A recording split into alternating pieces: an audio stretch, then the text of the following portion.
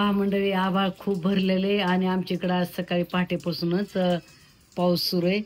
तर पहा, मस्त असा पाऊस, म्हणजे जास्त जोरात पण नाही, कमी पण नाही, असा सुरू आहे. आणि अशा पावसामध्येच माझ्या अंगणामध्ये गुलाबाची झाड आहेत. पहा, बटन गुलाब आहे, लाल गुलाब आहे. तर दररोज 5-6 फुलं निघतात. पहा, मी कालच 6-7 फुलं तोडली होती, त्या आणखी 4-5 फुलं लागलेली आहेत. तर मस्त पावसाळ्यामध्ये फुलाचा बहर असतो. रामकृष्ण हरी मंडळी, चला तर आज दुपारची वेळ झालेली आहे आणि संध्याकाळच्या स्वयंपाकाला आपल्याला तयारी करायची. तर चला म्हणलं, आणि पहा आभाळ पण किती आलेले आणि पाऊस पण सुरू आहे. तर मस्त आभाळ भरलेले बघा असं. तर पाऊस सुरू आहे. तर चला म्हणलं आज, चला तर म्हणलं मस्त अशा पावसामध्ये आपण गरम गरम मी आज देवडांगराची भाजी बनवणार आहे. तर आपण देवडांगरापासून हिरवा असो पांढरा त्यापासून आपण तिखट पुऱ्या करतो, गोड पुऱ्या करतो, कापण्या करतो, धपाटे खूप सारं करतो. म्हणलं चला आज आपण काहीच तसं करत नाही, आज आपण त्याची झणझणीत अशी भाजी बनवून खायची म्हणलं. तर त्यासाठी आमच्या 10-12 दिवस झालं देवडांगर छोटासा आणून ठेवलेला आहे, जास्त मोठा पण नाही. तर चला म्हणलं, आणि आज मी नाही का मस्त लाकडाच्या शेगडीवर अशी मस्त गरमागरम भाजी बनवणार आहे. आता अंगणामध्ये तर पाऊस आहे चालू, पण म्हणलं चला एका बाजूला शेगडी मांडून मस्त मी अशी झणझणीत भाजी बनवणार आहे. तर चला तर तुम्ही माझा व्हिडिओ स्किप न करता शेवटपर्यंत पहा. चला तर मग मंडळी, आज आपल्याला देवडांगराची भाजी करायची. हा देवडांगर पांढऱ्या कलरचा आहे आणि हिरव्या कलरचा पण असतो. आणि या देवडांगरापासून पांढऱ्या किंवा हिरव्या किती पदार्थ होतात. गोड पुऱ्या होतात, तिखट पुऱ्या होतात, धपाटे होतात, ह्याचे भजे होतात, काय पण होतात, खूप पदार्थ होतात. तर चलात म्हणलं आज आपण याची भाजीच बनवू. 10-12 दिवस झाला आणून ठेवलेलं आहे. तर त्यासाठी मी काय केलेली, पूर्ण एक देवडांगर आम्हाला लागत नाही, तर एक अर्ध्या देवडांगराची आपल्याला याची भाजी बनवायची. आणि भाजीमध्ये पण तुम्ही फ्राय करून मोकळी करू शकता, सरबत करू शकता, पातळ करू शकता, कशी करू शकता.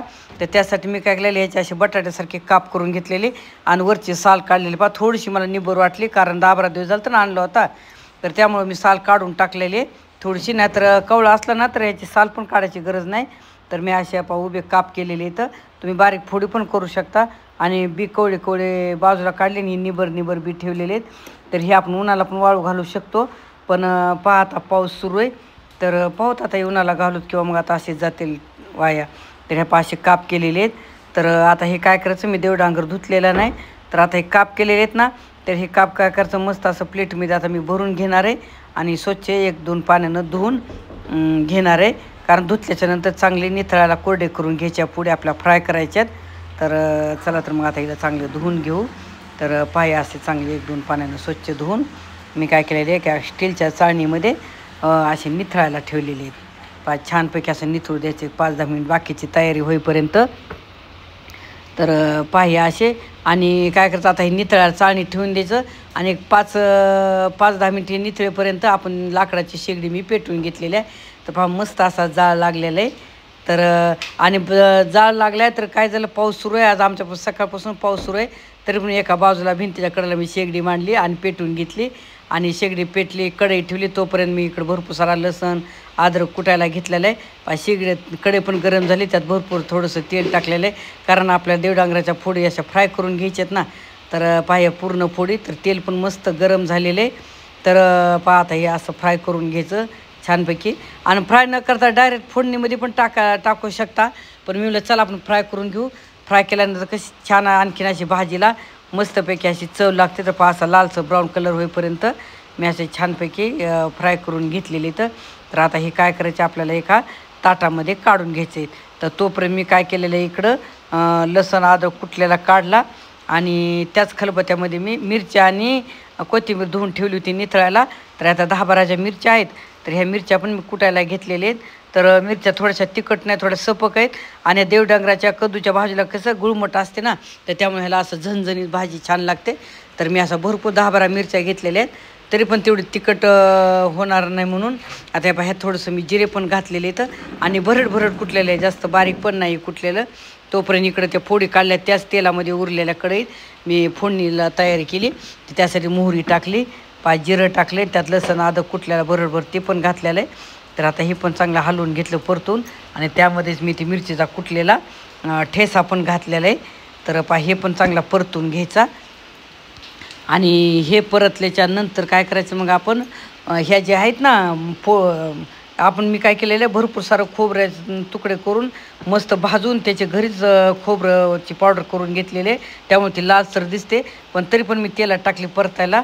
आणि त्याच्यानंतर मी काय केलं, थोडासा गरम मसाला टाकला आहे, कारण मिरची थोडी तिखट नाही ना, सपक आहे आणि भाजी गुमट लागून थोडासा गरम मसाला घातला. त्यानंतर काय केलं, तेजपत्ता घातला आणि धना पावडर थोडीशी टाकली, एक छोटे 2 चमचे. आणि छानपैकी सगळं मिश्रण काय केले, फोडणी अशी परतून घेतली. त्याच्यानंतर पाव चमचा हळद घातलेले. तर हळद घातल्याच्यानंतर काय केले, मी ह्याच्या पुढे ना फ्राय करून घेतलेल्या देवडांगराच्या, तर त्याच्यामध्ये घातल्या. तर फ्राय केल्या म्हणजे 50% शिजल्या तर जमा असतात. आणि पहिलं देवडांगर कद्दू मऊ असतं, पटकन शिजवून त्यात फ्राय केलं तर आणखीनच 50% शिजलेलं असतात. तर त्यानंतर मी काय केले, तिळाची पावडर घातली थोडीशी, छोट्या अर्धी वाटी. तर कारण मी तिळाची पावडर घरी तयार करते ना, आम्ही जास्त स्वयंपाकामध्ये तिळाची पावडर वापरतो. तर आणि त्याच्यानंतर थोडासा शेंगदाण्याचा कूट पण घातलेला आहे. चवीला छान भाजी पण आवडते, मस्त तिळानं शेंगदाण्याच्या कुटानं भाजी छान चवीला लागते. आणि त्यानंतर चवीनुसार मी मीठ घातलेलं आहे. तर आता ही मस्तपैकी अशी फ्राय करायची. मी काय केलेलं आहे, याच्यामध्ये थंड पाणी टाकायचं नाही, चव जाते. थोडीशी कोथिंबीर पण घातली, थोडी नंतर ठेवलेली आहे. तर मी काय केलं, अगोदरच गरम पाणी बाजूला करून घेतलेलं होतं. तर ते गरम पाणी घालायचं. आणि तुम्हाला जर पातळ नसली पाहिजे सरभरीत, तर तुम्ही एकदम मोकळी पण करू शकता, पाण्याची गरज नाही. पण मी थोडीशी सरभरीत करणार आहे, अंगापुरता रस्सा म्हणतात तशी. तर मी थोडंसं पाणी घातलेले, आपल्या पातळ घटच्यानुसार घालायचं. तर आता ही छानपैकी अशी बघा मंडळी, मस्त स्वाद यायला असा छानपैकी. तर आता याला काय करायचं, एक उकळा फुटू द्यायचा आणि मस्त अशी भाजी छान लागते बघा. तुम्ही घट करा, पातळ करा, याचे किती पदार्थ करा, काही करा, खूप छान लागते. तर पहा, आता मी भरपूर सारी आता उरलेली कोथिंबीर पण वरून घातलेली. आणि मंडळी, तुम्हाला कशी वाटली आमची देवनागराची भाजी करण्याची पद्धत? आवडल्यास तुम्ही पण अशा पद्धतीनं करून पहा. आणि तुम्ही जर माझ्या चॅनलला नवीन असाल तर लाईक करा, शेअर करा आणि न विसरता सबस्क्राईब करा. आणि चला तर मंडळी, पुन्हा भेटू पुढच्या एका नवीन व्हिडिओमध्ये. धन्यवाद. रामकृष्ण हरी.